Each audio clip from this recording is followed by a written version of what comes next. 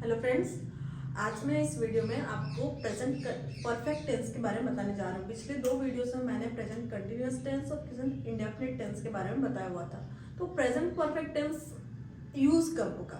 तो जैसे सबसे पहले प्रेजेंट परफेक्ट टेंस में आप देखो, प्रेजेंट टेंस मतलब प्रेजेंट में जो चीज़ चल रही है वो होना चाहिए, और परफेक्ट का मतलब होता है कि जो काम अभी अभी पूरा हुआ है।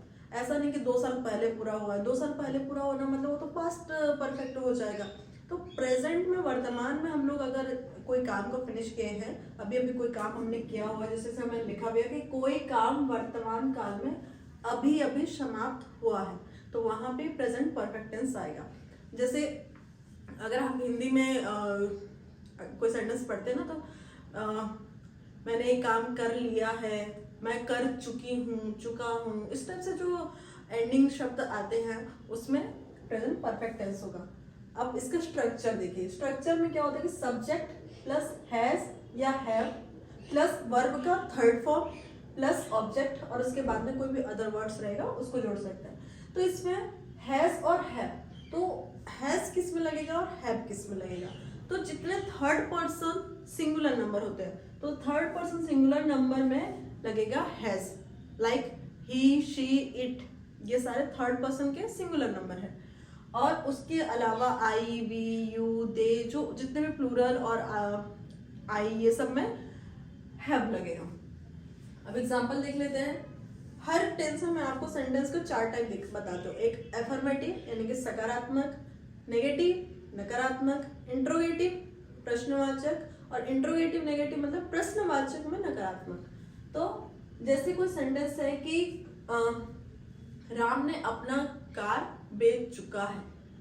राम अपना कार बेच चुका है, तो इसको अपना हिंदी में ऐसे बोलते हैं। अगर मैं इसको इंग्लिश में बोलूं तो क्या बोलेंगे कि Ram has sold his car. Ram ने अपना कार बेच दिया है। तो इसका अफर्मेटिव यही है। देखिए यहाँ पे राम क्या है, थर्ड पर्सन है। राम थर्ड पर्सन है और सिंगुलर नंबर है, इसलिए यहाँ पे हमने लिखा है हैज। और यहाँ पे सोल्ड, सेल का थर्ड फॉर्म होता है सोल्ड, इसलिए यहाँ पे सोल्ड लिखा है। और ये हिज कार, कार यहाँ पे ऑब्जेक्ट है। तो इसका नेगेटिव क्या हो जाएगा? Ram has not sold his car. Negative में हमेशा जो हेल्पिंग वर्ब रहता है, जैसे हैज है, यहाँ हेल्पिंग वर्ब है, उसके बाद में नॉट लगाते हैं। और इसी का अगर अपन एफर्मेटिव बनाएंगे, जैसे Ram has sold his car, तो जो हेल्पिंग वर्ब रहता है वो फर्स्ट में आ जाता है, has Ram sold his car. और इसका नेगेटिव अगर बनाएंगे तो यहाँ पे हैज नॉट नहीं होगा, इसको शॉर्ट में आप लोग हैजंट भी लिख सकते हैं। Has Ram not sold his car, ये उसका इंट्रोगेटिव नेगेटिव होगा। एक और एग्जांपल कि उन लोगों ने कोई पिटिशन, और एक पिटिशन जैसे होता है फाइल किया, तो उसको फाइल कर चुके हैं, तो उसका क्या होगा? They have filed a petition. अब इसका negative, they have not filed a petition. Interrogative क्या हो जाएगा? Have they filed a petition, और इंट्रोगेटिव नेगेटिव में have they not filed a petition. बहुत इजी है। एक अगर आपको सेंटेंस बन गया तो पूरे उसके सारे चारों टाइप में आपको इजीली कन्वर्ट करना हो जाएगा। अब जैसे बाकी टेंस में भी मैंने बताया था, ये तो जो हम स्कूल में पढ़ते हैं ना, इस टाइप के एग्जांपल्स इतने पढ़ते हैं, लेकिन जब हम अगर थोड़े एडवांस लेवल की बात करें तो एडवांस लेवल में हम ये भी देखते हैं कि ऐसे कौन कौन से शब्द हैं जहाँ पे अपने को परफेक्ट टेंस ही यूज करना है। तो जैसे so far, up to now, lately, recently, just, already, yet, ये शब्द अगर आते हैं तो वहां पे परफेक्ट टेंस होता है। मैं आपको बता दूं, जस्ट, ऑलरेडी, ये सब जैसे ये पॉजिटिव सेंटेंस में आता है, लेकिन येट जो होता है, येट हमेशा नेगेटिव सेंटेंस के साथ आता है। अब इसका एग्जांपल क्या है? I have just finished my work. यहाँ पे देखो, आई हैव जस्ट फिनिश्ड, यहाँ पे जस्ट है तो just finished my work. She has already come, यहाँ पे ऑलरेडी है इसलिए ये इसमें आ गया। और फिर यहाँ पे क्या आया है? He has not come yet. यहाँ पे देखो मैंने नॉट शब्द यूज किया है क्योंकि येट है। येट मतलब उसने अभी तक कोई काम पूरा नहीं किया है या अभी तक नहीं आया है, उसके लिए होता है।